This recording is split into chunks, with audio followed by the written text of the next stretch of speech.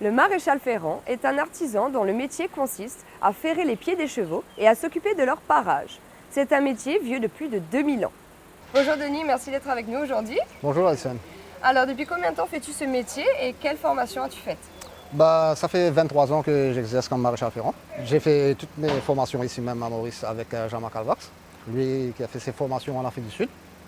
Comment faire-t-on un cheval? Est-ce que tu peux m'expliquer les différentes étapes? On commence à ferrer un cheval depuis l'âge de 1 an. Premièrement, c'est assez difficile au début, en allant vers 1 an et demi comme ça. Et là, on commence à tailler et puis on commence à poser des fers. C'est tout doucement, étape par étape, qu'on fait ce métier. On parle de parage, parer un Oui. cheval. Qu'est-ce que c'est? À quoi ça consiste? Pareil, c'est comme si nos ongles, hein. On doit le corriger à chaque fois.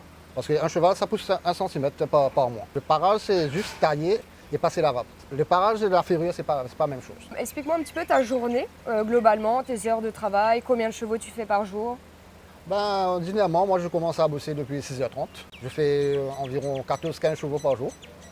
C'est un métier qui est très dur, mais ici à Maurice, il faut bosser, hein. Il faut absolument bosser. Et le maximum, c'est 15 chevaux par jour. Pas plus que ça. Parce qu'on a très mal après 15 chevaux, quand l'après-midi, ça fait très très mal. C'est sûr, donc c'est un métier vraiment très physique. Exactement. Donc tu vas dans plusieurs clubs, est-ce que tu fais aussi des chevaux de course? Nous sommes spécialisés pour les chevaux de course. Ordinairement, on travaille pour le Manchester Club. Après, on va dans les clubs qui ont besoin de nous, qui ont besoin de nos services. Et on sillonne l'île partout. À quoi sert concrètement la ferrure? Quel est son rôle? La ferrure, exactement, c'est quelque chose que les humains ont adopté au niveau des chevaux. Les chevaux sont en liberté. Toute la nourriture est fraîche. Il n'y a pas de chaleur, rien pour le sanguin, tout ça. C'est quelque chose de normal.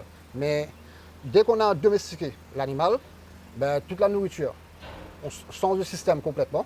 Ouais. Et ça commence à avoir de la chaleur au niveau du sanguin. Et toute la chaleur descend au niveau de sa boue. Comme les humains, on a des aborigènes. Et quand on est domestiqué, on ne peut pas rester sans chaussures. Dès qu'on met les chaussures pour la première fois, mais ça doit être continuel jusqu'à l'éternité. D'accord, donc c'est pour ça qu'on ferre les chevaux, mais aussi les poneys. Pourquoi les poneys?